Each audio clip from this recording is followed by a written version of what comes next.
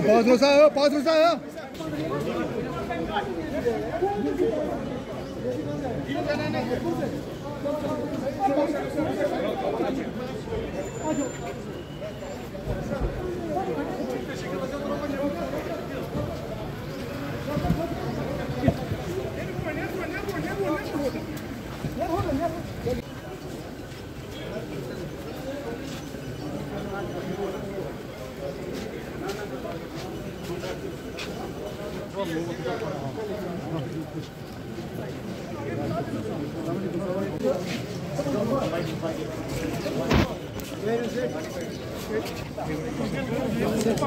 होंगे जाना है क्या? आज अल्लाह का शुक्र है, ये बहुत प्रेस्टीजियस प्रोजेक्ट था जो शेर कश्मीर ने शुरू किया था और आज उमर अब्दुल्ला साहब के हाथों इस प्रोजेक्ट को एक नई दिशा मिली है। आज ये प्रोजेक्ट एडिशनल ब्लॉक जो है 120 बेडेड हॉस्पिटल जो है उसको आज इनाग्रेट किया गया है और ये लोगों की बहुत डिमांड थी क्योंकि ये हॉस्पिटल जो है इसके फैकल्टी डॉक्टर्स ने बहुत काम किया मुश्किल टाइम में, जैसे उमर साहब ने कहा है, चाहे वो फ्लड के दौरान, कोविड के दौरान, लेकिन यहाँ बहुत कम स्पेस थी। अभी एडिशनल ब्लॉक आज शुरू हुआ, इससे पूरे जम्मू कश्मीर के पेशेंट केयर में जो है बहुत चेंज आएगा, बहुत फ़र्क पड़ेगा। शुक्रिया। अभी भी डॉक्टर्स की कमी है, क्या उम्मीद लगाई जाएगी?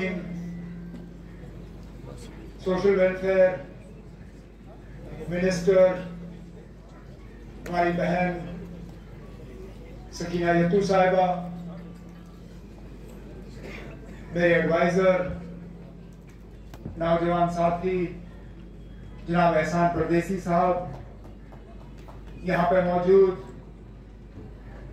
मेरे कई सारे ऑनरेबल एमएलए साथी अली मोहम्मद डार साहब, सलमान सागर साहब, तनवीर सादिक साहब, मुश्ताक गुरु साहब, शौकत गनाई साहब, पीरजादा फिरोज साहब,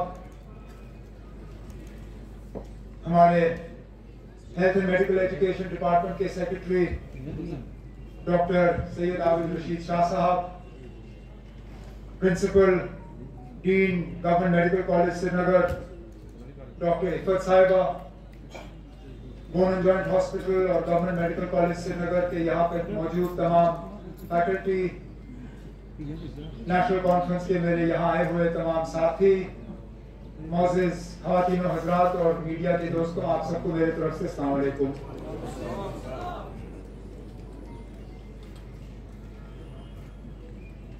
इस बोन एंड जॉइंट हॉस्पिटल में बहुत देखा है,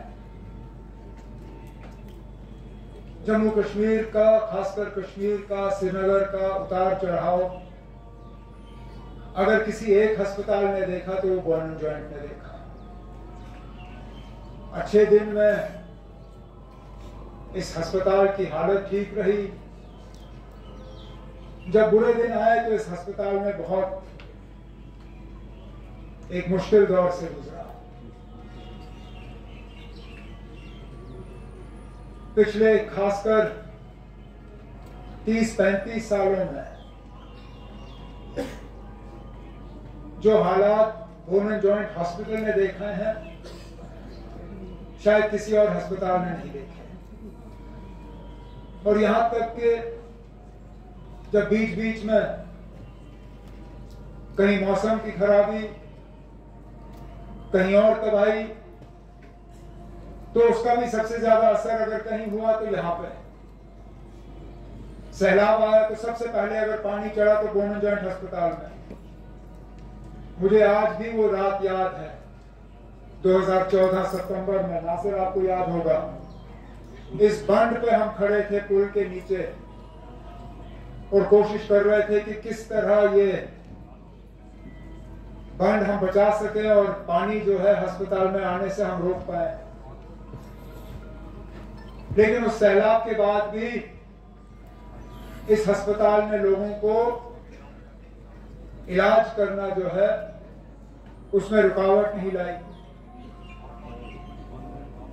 2022 में एक खतरनाक आग के दौरान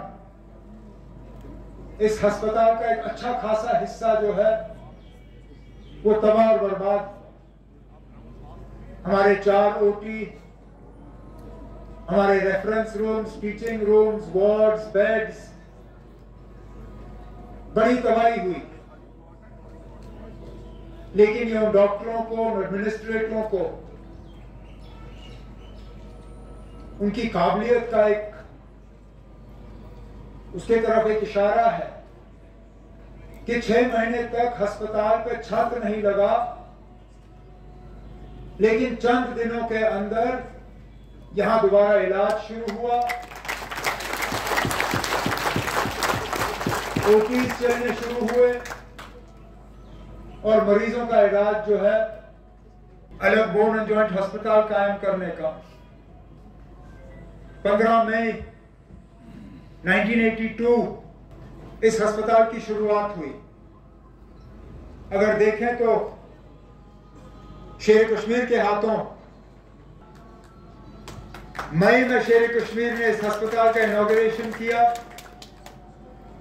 सितंबर में वो वफात पा गए। अस्पताल का फंक्शन हुआ होगा जबकि उनकी सेहत भी उस वक्त नासाज रही, लेकिन वो इतना चाहते थे कि यह अस्पताल लोगों के हवाले किया जाए कि उन हालात में भी वो इसके इनॉग्रेशन के लिए जो है उसमें हिस्सा लिया। वो दिन और आज का दिन, आज मेरी खुशकिस्मती है कि जो 1982 में बाबा कौम ने शुरू किया उसका एक नया चैप्टर आज हम सबके हाथों जो है हमने जहां श्रीनगर के लोगों के हवाले किया। न सिर्फ श्रीनगर के लोगों,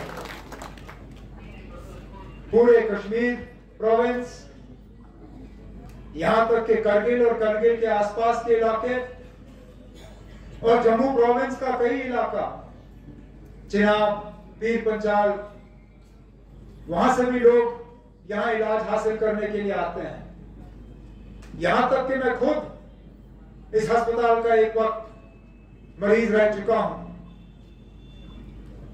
इसके इनॉग्रेशन के कोई 5 साल बाद साइकिल चला रहा था, जवानी, बेवकूफी, अकल की कमी, थोड़ा साइकिल पे मैं उछल कूद ज्यादा कर रहा था, इतने में खतरनाक फ्रैक्चर हुआ तो मुझे यहां लाया गया। एक्सरे हुआ तो पता चला कि मामूली प्लास्टर से ये ठीक नहीं होगा, सर्जरी करानी पड़ेगी। और मेरी बदकिस्मती कि ये मैंने संडे को किया, एतवार के दिन। उस दिन मुझे पता चला कि एतवार के दिन जो है, आज शायद हालात बदल गए होंगे, उस वक्त एतवार के दिन लिफ्ट ऑपरेटर नहीं आता था। तो मुझे जब नीचे इमरजेंसी से ऊपर ओटी तक लेने की जरूरत पड़ी, लिफ्ट वाला था नहीं, ना वो संडे को आने के लिए तैयार था, तो स्ट्रेचर जो है हाथों में उठा के उसको ऊपर लिया गया। वो तब भी ठीक होता अगर स्ट्रेचर इन्होंने सीधा रखा होता, स्ट्रेचर की सीढ़ियों की तरह यूं। अब मैं स्ट्रेचर को हाथ में इतनी मजबूती से पकड़ रहा था कि मुझे लग रहा था कि मैं स्ट्रेचर से गिरा, एक टांग तो मेरी वैसे ही टूटी हुई है, पता नहीं और ऊपर जाते जाते क्या टूट जाएगा। लेकिन फिर भी ये उन डॉक्टरों की कोशिशों का नतीजा है कि 2 बार एडी पे सर्जरी कराने के बाद भी आज 55 साल की उम्र में मैं 10-12 किलोमीटर जो है आराम से दौड़ पाता हूं।